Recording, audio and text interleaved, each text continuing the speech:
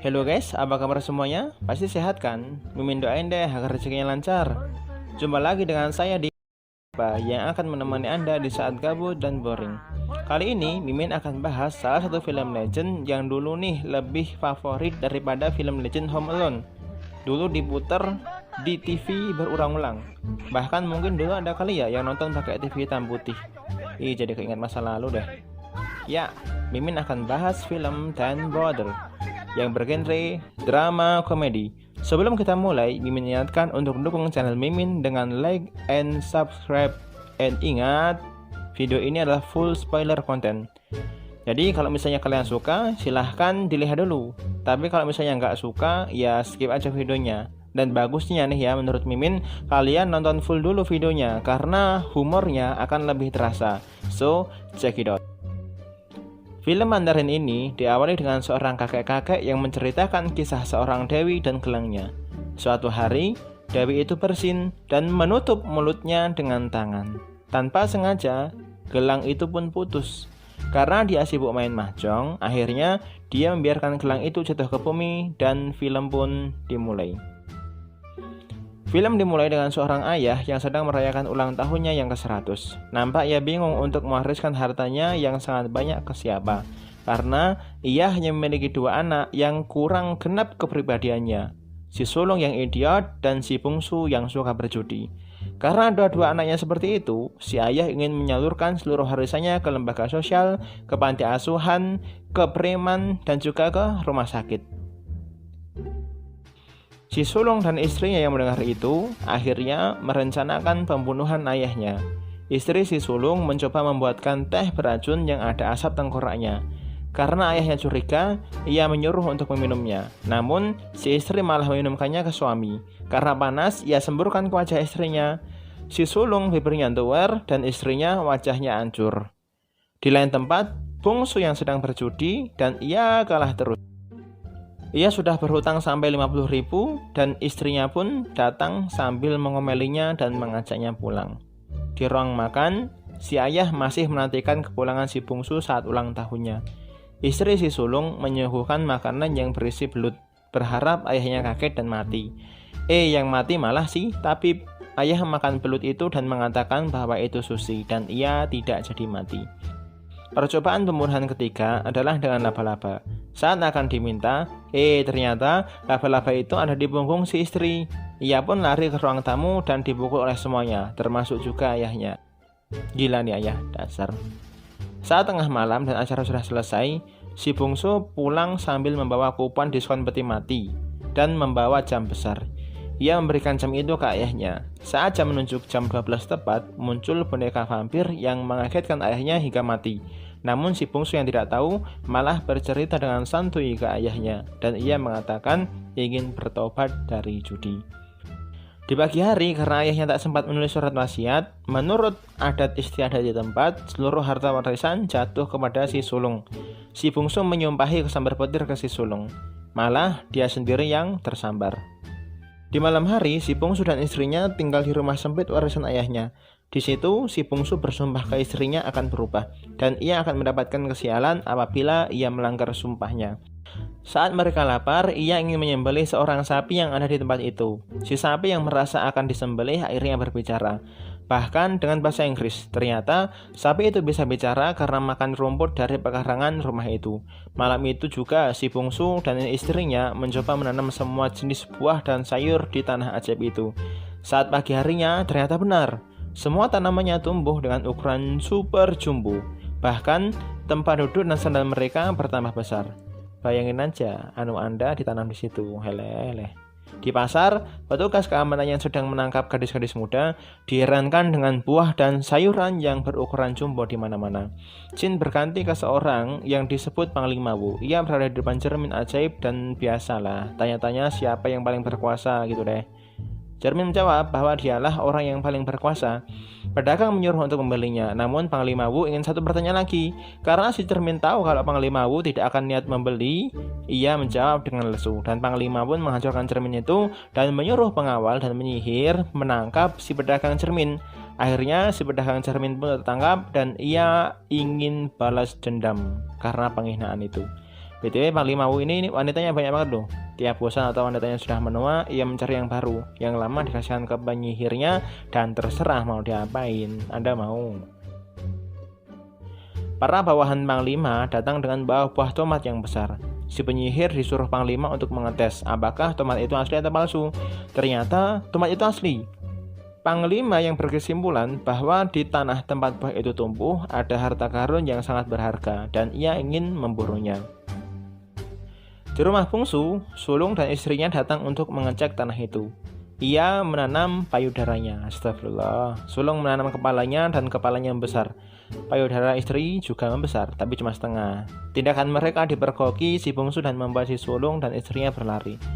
Si bungsu yang merasa kalau menanam buah hasilnya kurang maksimal, ia pun inisiatif untuk menanam uang. Siapa tahu pohonnya tumbuh gitulah ya. Ternyata benar. Tumbuhlah pohon uang dan ternyata di pohon itu ada gelang ajaib yang menggantung. Ia dan istrinya mengambil gelang itu dan membawanya ke rumah. Mereka yakin bahwasanya kalung itu akan mengabulkan segala permintaan mereka. Mereka minta agar hamil. Malah si laki-laki yang hamil. Karena salah omong, tiba-tiba ada pihak setan yang muncul. Saat jam antik tadi keluar, setan itu malah takut semua dan pergi. Buset dah, setan asli takut dengan setan KW. Sulung dan istrinya yang sedari tadi mengawasi mereka, akhirnya berusaha merebut gelang itu dan hanya bisa merebut 5 saja. Saat ia lari keluar, Panglima pun datang dan meminta gelang itu. Ia memberi gelang yang palsu ke Panglima. Si bungsu yang tahu bahwa di luar ada Panglima yang kejam, menyuruh istrinya lari lewat belakang.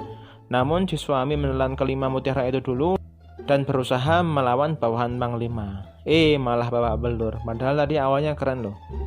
Istri si bungsu yang tadi lari ke belakang mengambil kelima mutiara itu dari istri si sulung.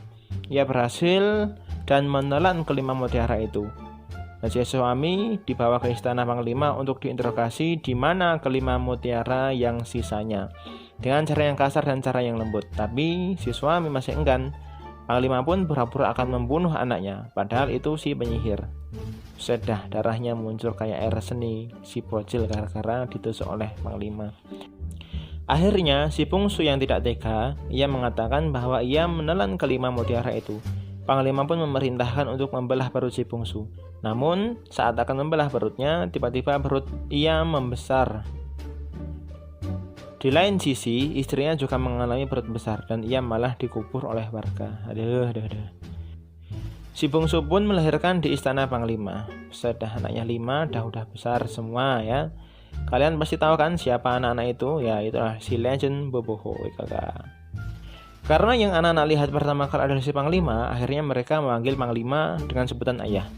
Anak-anak itu memiliki kekuatan spesial. Ada yang sangat kuat, ada yang tubuhnya lihai seperti lumpur, ada yang kulitnya sekeras baja, ada yang tubuhnya bisa memanjang, dan ada yang mengambil celana Panglima. BTW, Panglima berinisiatif mengumpulkan semuanya dan merebusnya agar menjadi mutiara lagi dan makanya biar si Panglima ini bisa jadi kaisar. Kembali ke istri si bungsu, ia melahirkan anaknya di kuburan. Karena disangka hantu, anak-anak menendang ibunya yang tadi melahirkan ke bawah tanah. Saat mereka sadar bahwa itu mungkin ibunya, barulah mereka menariknya. Ibunya yang takut, ia berlari dari mereka. Ternyata anak-anak itu juga memiliki keajaiban. Ada yang matanya ajaib, ada yang telinganya ajaib, ada yang ahli menggali, ada yang mulutnya besar, dan yang ahli menangis. Si ibu yang takut malah menyandera si mulut besar dengan tali pusar, dan sikatnya mereka pulang bersama. Di penjara, si bungsu berteriak ingin dibebaskan. Ia diberitahu tetangganya bahwa gara-gara ia meludah di depan rumah Panglima, ia dipenjara seumur hidup. Sedangkan si bungsu melahirkan anak di ruang tamu, pasti akan dipenjara 500 tahun. Ia pun takut. 5 anak tadi dilatih untuk jadi senjata oleh Panglima dan mereka diperlakukan seperti anjing. Bahkan tidur dan makannya seperti anjing. Sedangkan kelima anak yang tadi bersama ibu mencoba mencari si ayah ke berbagai tempat. Namun hasilnya nihil. Dan kelima anak tersebut malah menyepelekan ibunya. Akhirnya ada tukang kemoceng lewat dan mengajari si ibu dalam mengajar anak. Ciat! Ya, habis deh mereka kena kemoceng.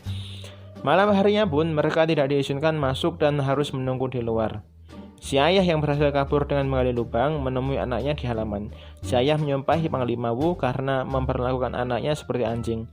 Ia pun mencoba membangunkan semua anak-anak itu. Ia malah ketahuan oleh Panglima Wu dan menyuruh anaknya itu untuk menghajarnya. Saat si ayah dihajar, ia mengatakan bahwa ibunya pasti akan bahagia apabila melihat anak-anak itu baik-baik saja. Dan si ayah pingsan kemudian dipenjara lagi deh. Anak-anak bertanya kepada Panglima, apakah itu ibu? Panglima malah membohongi mereka dengan mengatakan bahwa ibu itu menakutkan dan suka makan anak-anak dan Panglima akan mengajak mereka jalan-jalan ke kota di esok harinya. Sedangkan di rumah ibu, anak-anak tetap di luar sampai pagi. Karena masih belum menyesal dan masih berbohong, si ibu pun memukul mereka dengan keras.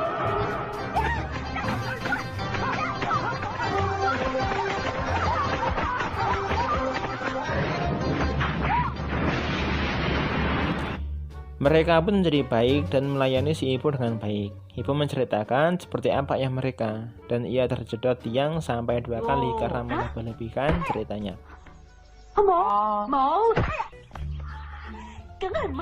Karena anak-anak berjanji akan menjadi orang baik, si ibu mengajak mereka pergi ke kota. Di kota, mereka jalan-jalan dengan bahagia, hingga Panglima dan bawahannya datang, yang menyebabkan mereka terpisah. Saat Panglima lewat, ia berusaha dibunuh oleh kawanan si pedagang kaca di awal film tadi. Mereka ingin balas dendam, dan anak-anak pun bertarung dengan sengit. Berkali-kali si Liman dijadikan tameng oleh Panglima, dan akhirnya ia pun terjatuh. Saat akan ditabrak, ia pun diselamatkan oleh si ibu, yang mana mereka belum menyadari bahwa mereka adalah ibu dan anak. Ibu pun memberi balon, namun ia ditabrak oleh seseorang yang mengakibatkan balon itu terbang. Si Lima mengejar balon itu. Di tempat bertarung tadi, nampak anak-anak sudah mengalahkan para perompak itu, namun mereka tidak menemukan si Lima. Akhirnya mereka pun mencari ke berbagai tempat. Anak-anak ibu yang melihat balon ibu terbang, semuanya mengejar balon itu. Saat sudah susah payah akan mengambil balon yang nyangkut, si 7 yang badannya tinggi malah mengambil balon itu dan membuat anak-anak ibu jatuh. Si 1 dan 9 yang merasa dicurangi, mereka memukul si 5 dengan santuy. Ia ketahuan oleh si 3 dan ia diajak untuk duel dalam perlombaan. Akhirnya perlombaan pun terjadi. Anak ayah versus anak ibu.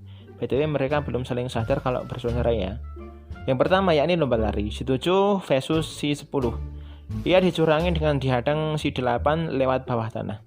Lomba kedua yakni pukul lonceng. Si 3 yang mencoba berkali-kali tidak bisa karena terhalang air, ia pun menyerah. Giliran anak ibu mencoba. Si 9 pun disuruh menyedot air, setelah itu dipukul si 1 dan mereka pun menang lagi. Lomba yang ketiga yakni mengangkat tahi. Si 3 bangga mengangkat 1 tahi. Padahal anak-anak si ibu melakukan dengan aneh dan banyak sekali. Akhirnya anak-anak ibu pun menang. Mereka lari karena sadar bahwa anak-anak tadi adalah anak-anak Panglima Wu. Mereka berlari ke gang sempit yang tidak bisa dilewati oleh si gendut. Saat si 3 dan si 5 lengah, mereka dibius dan dibawa pulang. Mereka bermaksud melakukan pertukaran dengan ayah mereka. Ibu yang tahu akan hal itu malah memarahi mereka dan memukul mereka lagi dengan kemonceng. Si 3 dan 5 yang tersadar mengintip hal itu dan menyangka bahwa ibu adalah orang yang jahat. Saat si 3 ingin mengampak si ibu, mereka malah dikasih makan dan diajari sopan santun karena sebelumnya mereka berdua makan dan kencing seperti caranya anjing. Dan akhirnya mereka manggilnya dengan sebutan ibu. Si 3 pun ingin berbalas budi dengan membebaskan ayahnya. Si Panglima diajak pergi oleh si 3 dan si 5 untuk menemui ibu dan anak-anak tadi. Ia pun keluar bersama pasukannya. Di saat yang sama, ibu dan anak-anak berusaha untuk membebaskan si ayah di istana Panglima. Ibu memberikan satu-satunya foto ayah mereka. Dan foto tersebut tidak sengaja terbakar dengan korek api. Si 1, si 9, dan si 8 disuruh si ibu untuk menyusup ke dalam. Aksi mereka keren loh. Malah keluar lagi.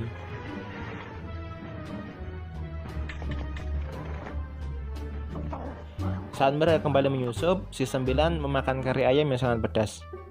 Ia pun kepedasan sampai mengeluarkan api. Ia menyemburkan api ke arah si 1 yang mengakibatkan si 1 tidak bisa melihat dengan jelas. Si 9 pun juga tidak bisa bicara karena mereka terlalu berisik, mereka dimasukkan ke penjara. Tinggal si 8 saja yang bisa mengenali ayah mereka. Si 8 malah jatuh dan membuat kacamatanya terlepas dan terpijak. Mereka pun malah menemukan jalan buntu. Di penjara, mereka bertemu dengan ayahnya sendiri yang sebelumnya sempat menipunya karena mereka tidak saling kenal. Kemudian, saat tahu bahwa itu adalah si ayah, mereka merencanakan kabur dari penjara itu. Sempat ada kejadian salah pukul karena si 8 kelihatannya kurang jelas. Akhirnya, mereka berhasil membuka kunci dan mereka kabur setelah membebaskan tahanan lainnya.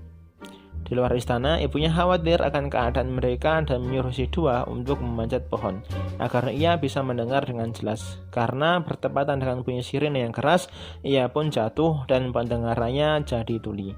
Ayah dan ketiga anak itu berhasil kabur dari penjara. Namun, di luar ternyata ada si penyihir yang menangkap mereka kembali. Shin berganti ke Panglima yang disesatkan oleh si 3 dan si 5. Mereka yang ketahuan berbohong akhirnya ditangkap oleh Panglima Wu. Ia pun dikumpulkan dengan saudaranya yang lain. Saat sudah terkumpul, mereka malah reuni. Aduh, nggak paham kondisi ya. Si 3 yang mengencingi Panglima berhasil kabur dan membawa kunci. Ia membebaskan saudara dan orang tuanya. Dan pertarungan kembali terjadi. Anak buah Panglima dihajar habis-habisan oleh mereka. Di saat rusuh tersebut, si penyihir berusaha membunuh Panglima dengan menusuknya dengan pisau. Namun ia gagal karena Panglima punya ilmu kebal. Anak-anak itu dijebak dengan teko. Mereka akan dimasak agar menjadi mutiara lagi.